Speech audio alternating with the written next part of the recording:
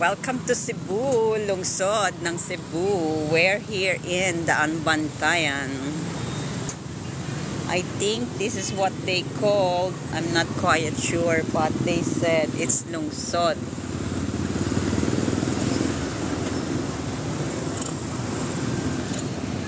Yan.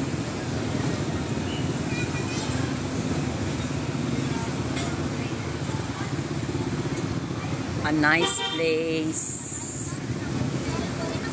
a nice market, main road. Yeah,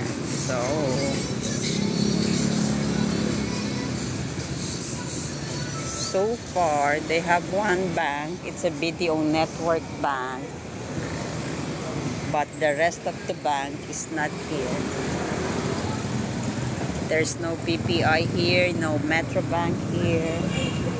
You need to go on the other part of the cities here, like Bogo City, if you need to look for a bank.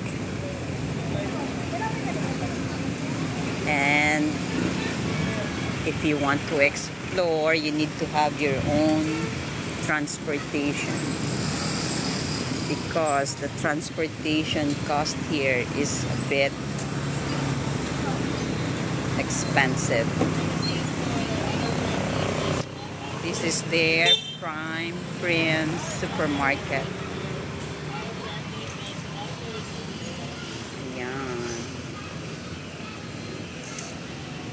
It's nice. Ayan. Hello sa mga nanonood.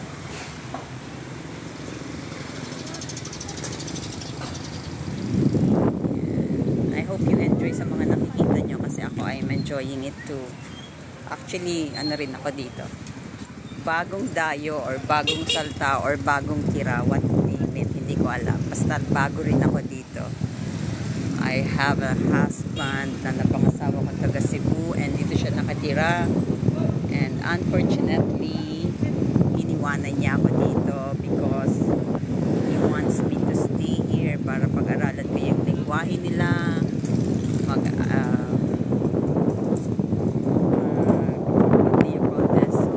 ako sa klase ng pamumuhay nila, and while he's staying sa malayo and nagtatrabaho sa malayo. So I'm here. It's my first time to see this place also.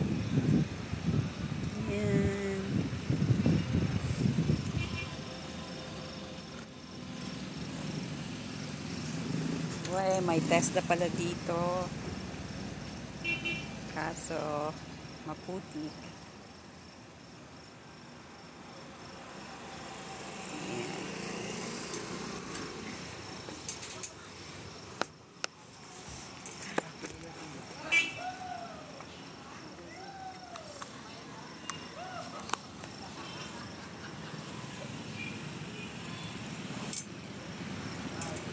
The good thing in here, hindi sila mahigpit masyado sa mga scooter, sa mga motor, without shoes, without helmet.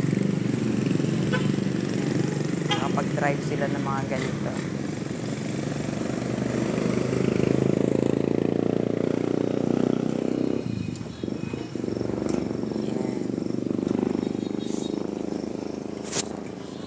So, I will cut the line from here kasi medyo matatagalan bago kami ulit makaalis, and ayoko naman magstay ng one area lang tapos one view.